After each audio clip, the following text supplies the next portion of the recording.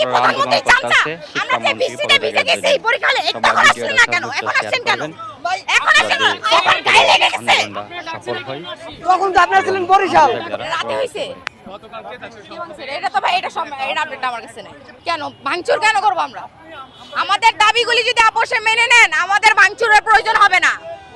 আমরা আমরা ছাত্রছাত্রীরা ভাঙচুর করব না। সরকারের সাথে কোনো সমস্যা নাই, শিক্ষামন্ত্রীর সাথে সমস্যা। কি বুঝছেন আপনি? গাড়িটা সোজা ভাবে রাখেন তাহলে আমাদের ব্লকটা সুন্দরভাবে হবে। আমি ওরা হাত দিছি না, এসি গেটটা খোলার জন্য ওরা ঢুকবে। আচ্ছা আমি হাত দিছি, আচ্ছা হাত দেওয়ার পরে সেই যে গ্লাসটা উঠাই দিল আমার হাতে ব্যথা পেয়েছে, লাল হয়ে গেছে। এটার কি বলেন আপনি? এটার বিয়া বলেন? কে ভিতরে ঢুকছে? আপনি দেখছেন ভিতরে ঢুকছি? ফুটেজ আছে দেখেন, আমি ভিতরে ঢুকছি। আপনি গেটই খোলেন, আপনি ভিতরে কোথায় দেখেন? হ্যাঁ হাত ঢুকাইছি তো কি হইছে?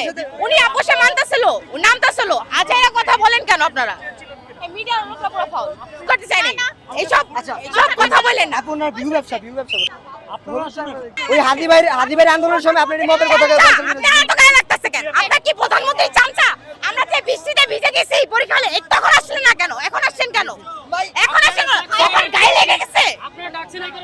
তখন তো আপনারা ছিলেন বরিশাল। তখন বন্যায় গেছে। গতকালকে আমি সায়েন্স ল্যাবে ছিলাম আমি আপনি দেখেন। এই যে ভাই এই সব কি ভাই? আপনি ষষ্ঠ শিক্ষামন্ত্রী বলেন কেন এই কাহিনী করতেছি আমরা সবাই? জান ভাই মাঝে মাঝে তো ব্রিফিং করেন। শোনেন, উনি দেন সংসদে বসেছেন গাঞ্জা দলবে, ওটা তো হবে না। একটু জনগণের স্টুডেন্টের কথা শুনুক। জনগণের কথা যদি ভাবে তাহলে উনি কালকে রাত্রি সবকিছু ক্লিয়ার করে দিত। তাহলে আজকে মনে হয় এই স্টুডেন্টদের এই মাঠে নামা লাগতো না।